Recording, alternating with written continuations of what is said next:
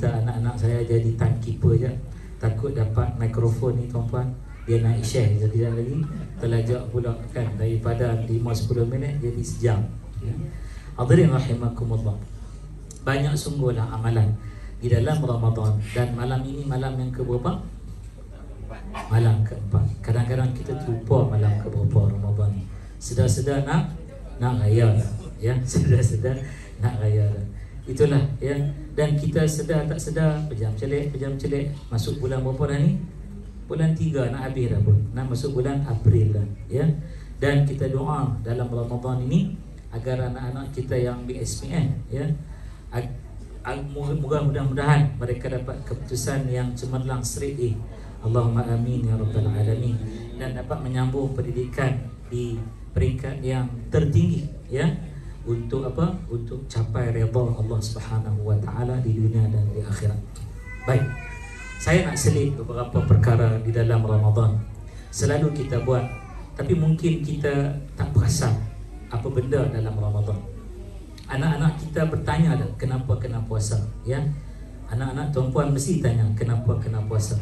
Anak-anak saya pun tanya kenapa puasa. Jadi kita jawab, umi dia jawab, mama dia jawab, ibu dia jawab, puasa ni untuk apa? Nak rasa macam mana derita perit ya, kesusahan yang dialami, nak empati, bukan simpati ya. Kesian tu simpati ya. Nak empati tu we put our foot in their shoes.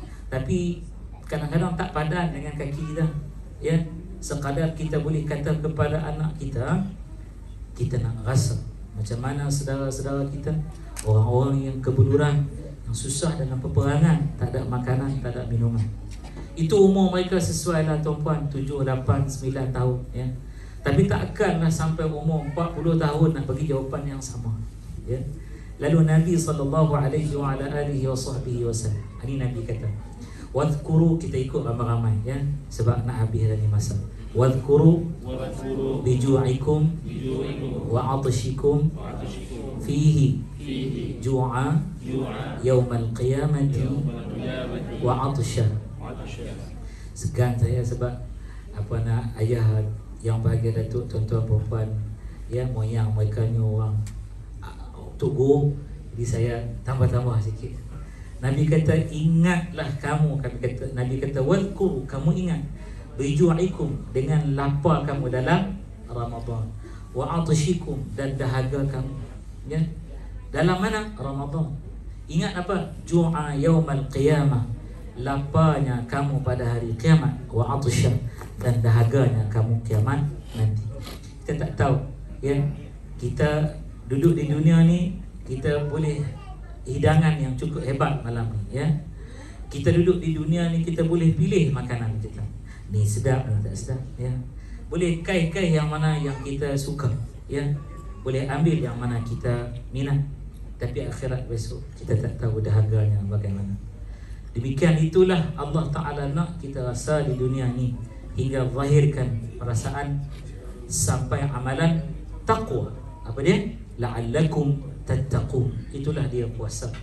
Itulah sebenarnya yang nak Allah Ta'ala sampaikan kepada kita, agar kita menyadari keberadaan kita hari akhirat nanti bagaimana. Dan hari akhirat nanti mereka yang berpuasa akan diberi hidangan ya, tanpa sekatan, dan yang tidak berpuasa tidak akan diberi langsung merasa wala setitis air. Nastaghfirullah wa natubu ilaih.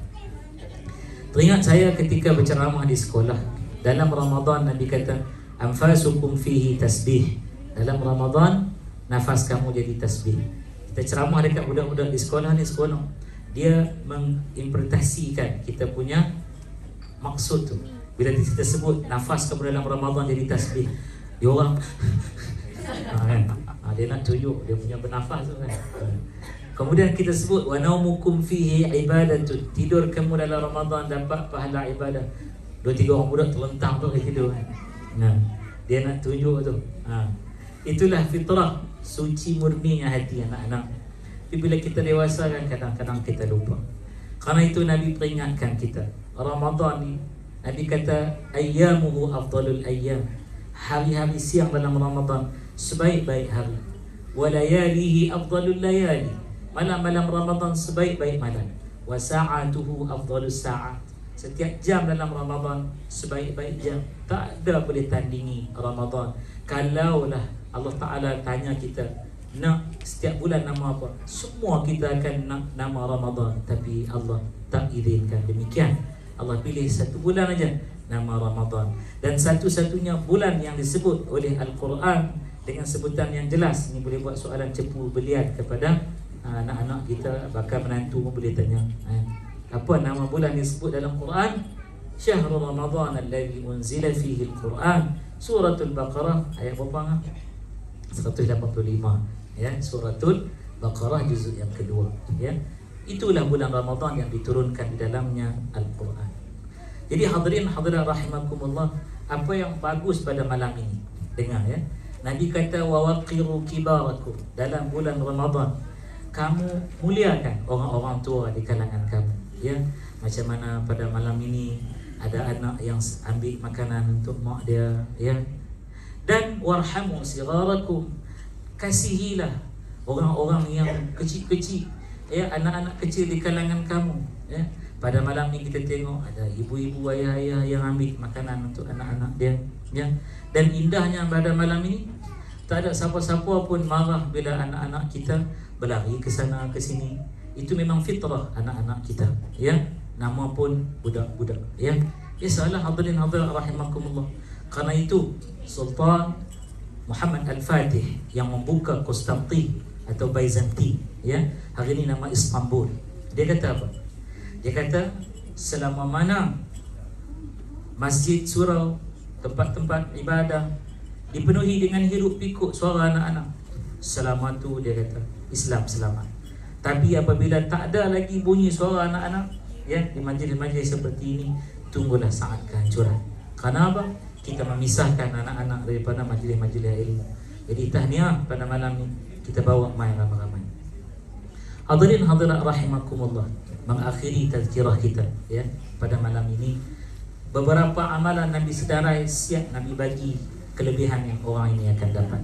Antaranya Nabi kata, wa man akrama fihi yatiman, siapa dalam bulan Ramadan dia muliakan anak-anak yatim, akramahu Allahu yauma yalqahu, Allah Ta'ala muliakan orang ini hari Allah jumpa orang ini kelak di akhirat esok.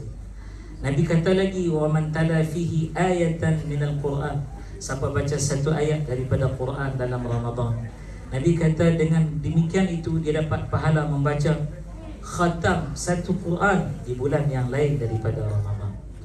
Nabi kata lagi, hadirin hadirat rahimakumullah, wa man hassana fihi khuluqahu, siapa yang dia buat baiklah perangai dia pada bulan Ramadan ni, dia buat baik perangai dia, dia akan melalui titian mizan dengan laju. Masya-Allah buat perangai tu. Wa man akthara fihi bi salati alaihi. Ini satu jawapan kepada soalan kenapa kita ada selawat di antara dua rakaat ya. Ada orang tanya, ulama kita dia susun silibus supaya kita boleh beramal. Kalau ulama kita tutup diri guru kita tak susun silibus, lintang pukang ikut suka amalan kita. Yang kita bukan alim ulama yang peringkat mujtahid, bukan. Malam ni pun ada tentatif, semua dah dapat tentatif, semua follow, ya. Kalau tidak ada yang makan dulu kemudian balik, ya. Kemudian lepas balik baru nak datang pula, datang majlis dah habis, kan, hotel dah tutup dan sebagainya. Tak ada, semua kita follow tentatif. Jadi ulama dia tahu hadis ni. Kalau dia tak buat tentatif, orang utara kata mampu tak selawat. Ha. Apa dia Nabi kata? Wa man akthara fihi bi salati alayya, dalam Ramadan siapa memperbanyakkan dengan bersalawat kepada aku, thaqala Allahu mizanahu, Allah Ta'ala akan beratkan timbangan amal baik dia, ya, yauma takhiful mawazin, hari di mana diringankan timbangan amalan orang lain, ya. Karena itulah ulama susun di mana orang boleh pakat-pakat salawat ramai-ramai. Di antara dua salat Ramadan, dua salat Ramadan yang hari ini kita kenali dengan nama salat sunat tarawih. Gitulah ada salawat. Kalau tidak, takat 9 kali salawat yang ada pada salat-salat fardu saja. Hadirin hadirat rahimakumullah, Nabi kata lagi, barang siapa yang memperbanyakkan salat pada bulan Ramadan, salat nawafil, salat nafilah, ya, maka kataballahu lahu bara'ah, orang ini akan ditulis oleh Allah dilepaskan daripada azab api neraka. Dan barang siapa yang buat salat fardu dan amalan-amalan wajib, cari rezeki dan sebagainya, diganda dengan 70 lipat kali ganda hingga 700 lipat kali ganda. Kalau nak syarah itu jenuh, banyaklah tawaran Allah Subhanahu wa taala. Di hujung sekali kan, ini yang terbaik malam ini. Nabi kata, man fattara sha'iman mu'minan, ya, barang siapa yang bagi orang buka puasa pada bulan Ramadan, dia bagi orang buka puasa, ya, orang ini kata Nabi sallallahu alaihi wasallam ada dua benda. Pertama, orang ini dilepaskan daripada ancaman Allah pada hari kiamat dan diampunkan 5 madha min dhunubi, apa-apa yang telah berlalu daripada dosa-dosanya. Satu. Yang kedua, orang ini dapat setiap pahala orang yang dia bagi makan. Malam ini berapa orang yang dia bagi makan? Setiap orang yang bismillah suap makan, ya, waktu berbuka tadi, Allah Ta'ala bagi pahala orang yang berpuasa, yang buka puasa dengan disediakan jamuan olehnya kepada orang itu tanpa bighairi an yanqusa min ajrihi syai', tanpa mengurangkan akan pahala orang yang dia bagi makan berbuka puasa itu walau sedikit. Faham kan? Maksudnya kita bagi makan kepada si A itu punya amalan cukup dahsyat, kita tak tahu, ya.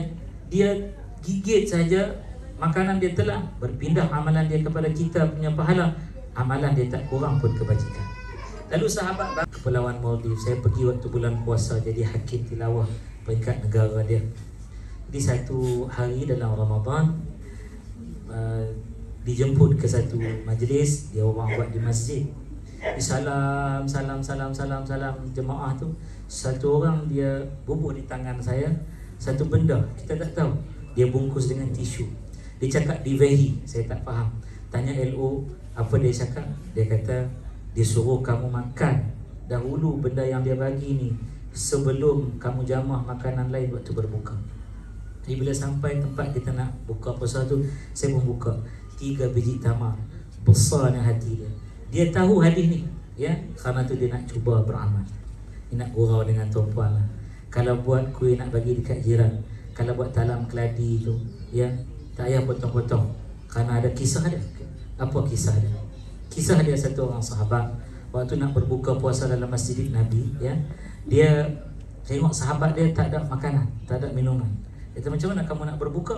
Kita saat lagi Bilal azan, luputlah puasa aku, habislah, tak ada apa, tak ada masalah apa, ya, dah tak ada apa nak berbuka. Dia kata tak boleh jadi. Dia pun koyaklah sebelah tamam bagi kat kawan dia, ya. Yang demikian itu bila dia nak meninggal, ya, dia meracau, kalau sebiji tamar, kalau sebiji tamar. Jadi sahabat-sahabat tanya, ya Rasulullah, kawan kita tu apa dia? Apa? Nabi kata husnul khatimah, dia meninggal baik. Tapi kenapa dia meracau kalau sebiji tamar? Kerana Nabi kata setiap amalan dia malaikat tunjuk ganjaran, kecuali sampai kat ujung tu dia nampak separuh daripada bukit harta syurga. Dia tanya malaikat, kenapa tak dapat penuh? Malaikat kata, hang bagi separuh aja daripada tamar. Kalau aku bagi sebiji hang dapat seluruh bukit. Tapi bell curve tu kan, kita tahu bukit bell curve tu, dapat separuh aja. Pasal bagi separuh tamar, rugi. Sebab tu dia sebut kalau separuh tamar, kalau sebiji tamar, kalau sebiji tamar. Jadi yang buat talam keladi tadi tu, kalau bagi kat jiran, bagi setalam-setalam lah.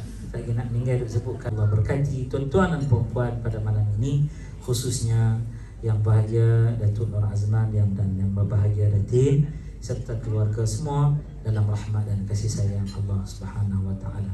Allahumma rabbana taqabbal minna innaka antas samiul alim wa rabbana taqabbal minna salatana wa siyamana wa a'malana innaka anta arhamur rahimin. Wa sallallahu ala nabiyyina Muhammadin wa ala alihi wa sahbihi wa baraka wa sallam. Walhamdulillahi rabbil alamin. Saya susun 10 jari minta ampun maaf daripada saya, isteri dan anak-anak kami yang hadir pada malam ini. Andai kata sepanjang pengendalian majlis ada salah silap, terlajak kata, terlanjur bicara, ada benda-benda perlakuan akhlak yang kurang manis, kami sekeluarga mohon ampun maaf. Pada yang bahagia Datuk dan Datin serta tuan-tuan puan-puan semua, wassalamualaikum warahmatullahi wabarakatuh. Subhanakallahumma wa bihamdika asyhadu an la ilaha illa anta astaghfiruka wa atubu ilaik. Bismillahirrahmanirrahim. Al-'asr innal insana lafi khusr illa alladziina amanu wa 'amilus shalihat wa tawassaw bil haqqi wa tawassaw bis sabr. Moga majlis seperti ini akan berlangsung selalu dan jangan lupa Datuk jemputlah kami bersama.